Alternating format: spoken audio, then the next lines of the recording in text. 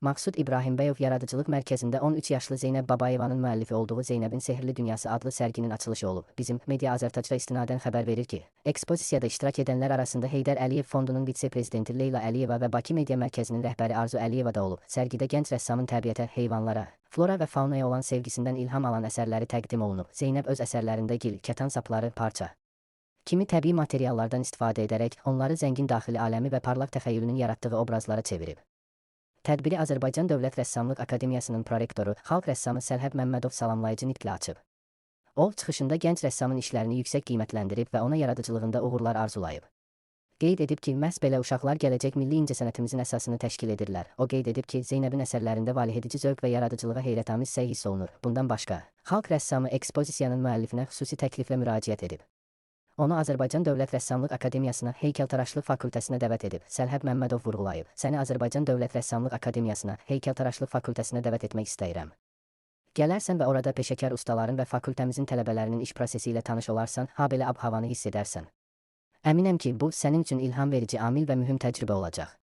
İştirakçılara və qonaqlara səmimi sözlərlə müraciət edən İçərişəhər Dövlət Tarix Memarlıq Qoruğu İdarəsinin İdarə Heyətinin sədri Rüfət Mahmud da təşkilatçılara təşəkkürünü bildirib və uşaq və yeniyetmələrin yaradıcılığına dəstəyin vacibliyini vurğulayıb. Mərkəzin direktoru Anna İbrahimbəyova çıxışında müəssisənin missiyası haqqında danışaraq bildirib ki, müəssisənin əsas məqsədi gənc müəlliflərə özlərini ifadə etmək üçün şərait yaratmaq, onların yaradıcılıq potensialını inkişaf etdirmək və yeni kəşflərə ruhlandırmaqdır. Daha sonra tədbirdə Milli Məclisin Mədəniyyət Komitəsinin sədr müavini Günay Əfəndiyeva çıxış edərək Zeynəb Babayevanı ilk sərgisi münasibətilə təbrik edib və onun böyük yaradıcılığında parlaq gələcəyinə əminliyini ifadə edib. O qeyd edib ki, bu əsərlər mehribanlıq və istiliklə doludur. Onların əsas xüsusiyyəti sevgi ilə yaradılmasıdır. Tədbir zamanı Zeynəbin ideyanın yaranmasından və heykəltaraşlığından tutmuş, hər bir heykəlin bəzədilməsi və canlandırılmasına qədər yaradıcılıq prosesini əks etdirən qısa videoçarx da nümayiş etdirilib. Tədbirin sonunda gənc rəssam qonaqların və uşaqların fəal iştirak etdiyi kiçik ustad dərsi keçirib. Zeynəb Babayeva bildirib ki, o kiçik yaşlarından heyvanlara xüsusi sevgi bəsləyir və məhz bu bağlılıq onu sərgidə təqdim olunan əsərləri yaratmağa ruhlandırıb. Zeynəbin sözlərinə görə o, bəzi eksponatları xüsusi qayğıya ehtiyacı olan uşaqlara hədiyyə etməyi arzulayır ki, yaradıcılıq sevincini onlarla bölüşsün. Sərgimin əsas ideyası insanlara heyvanları sevmək və onları qorumaq lazım olduğunu xatırlatmaqdır. Onlar yer üzündəki ən təmiz və məsum varlıqlardır, deyə gənc rəssam bildirib. Xalq rəssamı Səlhəb Məmmədov söhbəti davam etdirərək sərgi ilə bağlı təəssüratlarını bölüşüb. Bu sərgi onun daxili dünyasıdır.